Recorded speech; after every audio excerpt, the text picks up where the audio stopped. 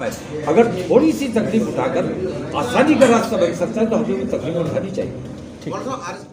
इत्तेहाद मिल्लत council के स्थापना दिवस पर आईएमसी के प्रमुख मौलाना तौकीर रजा खान साहिब ने साफ लफ्ज़ों में कहा है कि हिंदुस्तान के मुसलमानों पर जिस तरह से जुल्म सितम किए जा रहे हैं, जिस तरह से हिंदुस्तान के मुसलमान को टॉर्चर किया जा रहा है, अब उन पर होने वाले जुल्मों को बिल्कुल भी बर्दाश्त नहीं किया जाएगा। उन्होंने एक प्रेस कॉन्फ्रेंस में साफ लफ्ज़ों में कहा है कि हिंदुस्तान के मुसलमान अमन पसंद मुसलमान है, लिहाजा किसी भी तरह से प्रशासन हो या शासन हो या किसी दूसरे धर्म विशेष के जरिए अगर मुसलमानों को टॉर्चर किया जाता है तो उसको किसी भी सूरत में बर्दाश्त नहीं किया जाएगा।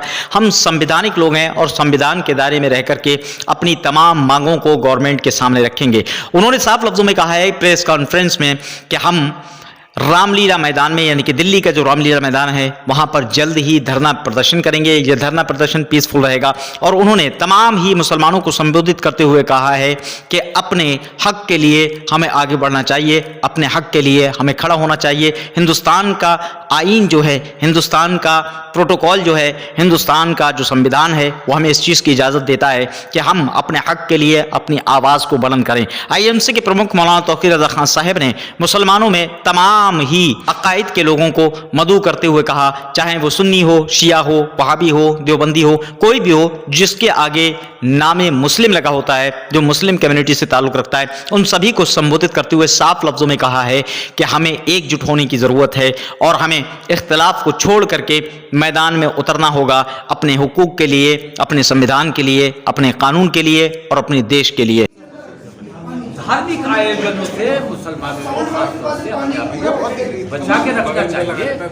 धार्मिक आयोजन है उसमें किसी किस्म की मुदाखलत हमारी मुसलमानों की ठीक भी नहीं।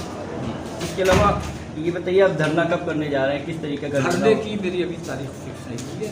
दशहरे तक तो अभी बिजी है और मैं ये चाहता हूँ दशहरे और दिवाली के बीच कोई तारीख रखूँ और हमारी ऑल इंडिया कॉल रहेगी और दिल्ली में तमाम बेईमानियों के खिलाफ इज्तिमाई धरना दिया जाएगा। तमाम पार्टियों से ऊपर उठकर, बिरादरियों से ऊपर उठकर, मसलकों से ऊपर उठकर मुसलमान समझे जाने वाले तमाम लोग वहाँ अपनी मांगों को रखेंगे, धरना देंगे।